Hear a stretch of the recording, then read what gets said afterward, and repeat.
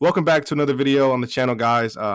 Breaking news, we see the running back dominoes have started to fall. Todd Gurley is joining the Atlanta Falcons on a 1-year prove-it deal worth $6 million. For the Falcons, I mean, it's definitely an upgrade over Devontae Freeman. Todd Gurley at 75% is still a better player than Freeman, but it's still a risky signing because, as we mentioned in our Sure is. previous podcast, he has that degenerative knee problem. So if he can come back and be that player that he once was, or even 75% of it, it's still an upgrade. I just don't know necessarily what that does for the Falcons in that division.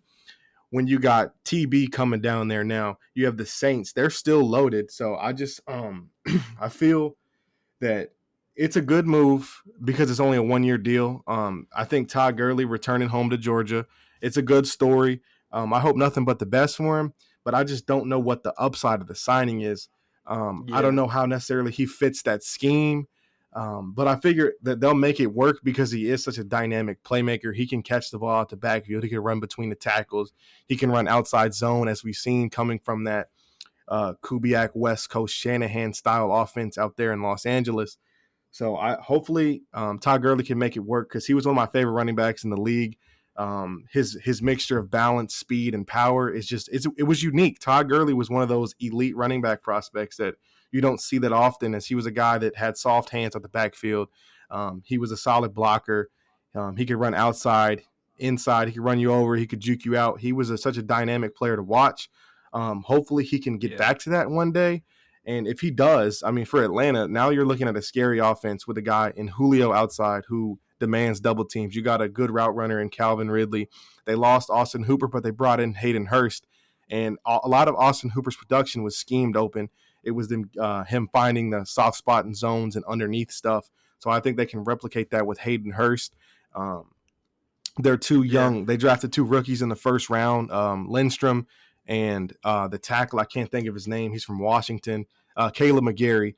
Those guys should only get better because it takes a long time for these rookie tackles and guards to take a step up. But if you get that offensive line going, Matty Ice is going to always put up big numbers. So I think if they can get a ground game and they could fix their defense, maybe Atlanta could sneak into the playoffs. Maybe they are a 7 seed, maybe something of that nature. Because, I mean, it's a tough division. Nothing's guaranteed in that division with all those dynamic quarterbacks. But Todd Gurley, he can definitely improve this offense if he is somewhat close to what he used to be. He's still a great player, but he just wasn't worth all that money. And the Rams clearly just made a mistake signing him early, which sucks to say. Mm-hmm. But they were able to get out of it. He's worth, I believe, $20 million in dead money over the next 2 seasons. But if you're Atlanta, I mean, it's a 1-year, $6 million prove-it deal. You're really not losing anything if it doesn't work. And if it does work, you're stealing a year of good production from a player that was once a top 3 running back in the league, top running back in the league, MVP caliber player. So Yeah.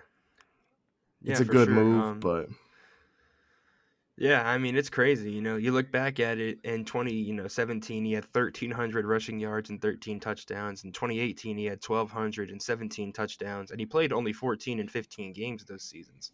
The last season back in 2019, he played 15 games and had, a 400-yard drop off with only 850. So, those knee problems are really nagging. We could see that with a lot of running backs because they get, just worn off, like worn down completely. Um, but like Nick was saying, it's a low risk, high reward situation.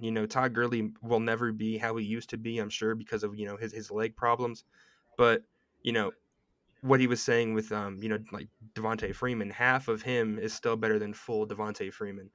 But my big concern is because we know how Sean McVay is a huge offensive guru, is that going to play into how well Todd Gurley did in LA compared to Atlanta? Because Dan Quinn is defensive minded, and I don't know if he's going to be that guy in LA, or if he'll just be like a sideshow for that offense. Because I mean, that's Julio's offense still, but will Todd Gurley come in and be a big piece of it, or will he just be um a, a co-actor in that offense? And also, it just kind of shows you how, undervaluable running backs are in this league. As he was saying earlier as well, Todd Gurley was an MVP candidate, top three player in offense for the entire league for 2 years running. And the Rams are trying to find a trade for him. They can't even find a trade for him, and they release him, and they're taking in all this dead cap. That's a pretty huge drop off, if you ask me. And yeah, I mean, it's just crazy. The NFC South is always really competitive. I wouldn't be surprised to see them, have a 3-team playoff, for the seeding, because now there's 7 seeds. But I don't know. Todd Gurley is going to be, it'll be weird to see him in a Falcons jersey for sure. But that entire offense, I saw 10 out of the 11 starters on the Atlanta offense have been former first round picks. So I do expect big things out of them because, they're held to that standard coming out of the draft. So hopefully they can, prove me right and, take on the NFC South, and get some W's. Yeah, I just looked up their offensive coordinator. So their offensive coordinator is Dirk Cutter, the former Buccaneers coach. So I Mm-hmm. mean, Todd Gurley could necessarily fit in that system, but it's definitely not going to be as running back friendly as the outside zone Shanahan scheme that he's coming from with Sean McVay. So I think there is going to be an adjustment period, but I feel that it might actually benefit Todd Gurley more that he's not going to have to, necessarily beat people to the outside. He can get in between the tackles and rely on his blockers to get him yards, and in some instances be his own blocker. But I think that at the end of the day, it's a great signing. It's only a 1-year deal, $6 million. You're not investing a lot in a position that's not as valuable anymore. So coming away with a guy that could potentially be at this point maybe a top 15 type running back for $6 million, it's not the worst thing in the world. So for Atlanta, I think it's a good signing. So I think that's going to wrap up this this video. Excuse me. Thank you guys for watching. Like, comment, and subscribe. Let us know how you feel about the Todd Gurley signing. And as always, thank you.